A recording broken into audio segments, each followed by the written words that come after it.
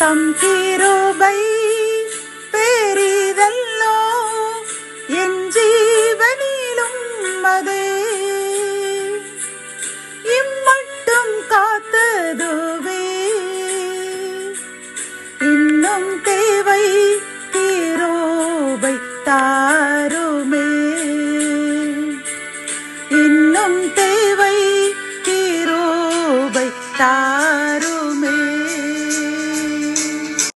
ஆண்டவரும் உலக இரட்சகருமாகிய இயேசு கிறிஸ்துவின் ஈடு இணையற்ற நாமத்தில் செனகளின் கர்த்தர் ஊழியத்தின் மூலம் 10/12/2025 இந்த நாள் நாம் அறியவிருக்கும் கிருபையின் வார்த்தைகள். நீ வலதுபுறத்திலும் இடதுபுறத்திலும் இடம் கொண்டு பெருகுவாய். ஏசாயா 54:3. கத்தோலிக்க வேதாகமம் இவ்வாறு கூறுகின்றது.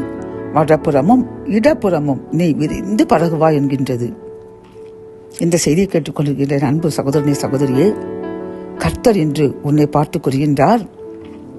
நீங்கள் நினைக்கலாம், என்னிடம் பணம் இல்லை, அந்தஸ்து இல்லை, ஒன்றும் இல்லை, நாங்கள் எப்படி பெருக முடியும், வறுமைதான் எங்களுக்கு நிரந்தரம் என்று கலங்கிக் கொண்டிருக்கின்றீர்களா? கர்த்தர் என்று உங்களை பார்த்து கூறுகின்றார், அப்படியல்ல என் அன்பு மகனே மகளே, நீ ஒன்றும் இல்லாமல் கூட இருக்கலாம். ஆனால் நான் நினைத்தால் உன்னை வலதுபுறமும் இடதுபுறமும் இடம் கொள்ளாமல் போகும் அளவிற்கு ஆசீர்வதிப்பேன் என்று வாக்கு கொடுக்கின்றார். ஆகவே நீங்கள் உங்களையே நினைத்துக் கொண்டிருக்காமல் அண்ட சராசங்களை படைத்த தேவனை, கர்த்தாதி கர்த்தரை நோக்கி பாருங்கள். ஒன்றுமில்லாத நிலையில் உங்களையும் உங்கள் சந்ததிகளையும் அவர் வலதுபுறமும் இடதுபுறமும் இடங்கொண்டு பெருகும் அளவிற்கு ஆசீர்வதிப்பார். ஜெபம். என் அன்பு தகப்பனே, நீ வலதுபுறத்திலும் இடதுபுறத்திலும் இடங்கொண்டு பெருகுவாய் என்று கூறின கிருபையின் வார்த்தைக்காக நன்றியப்பா.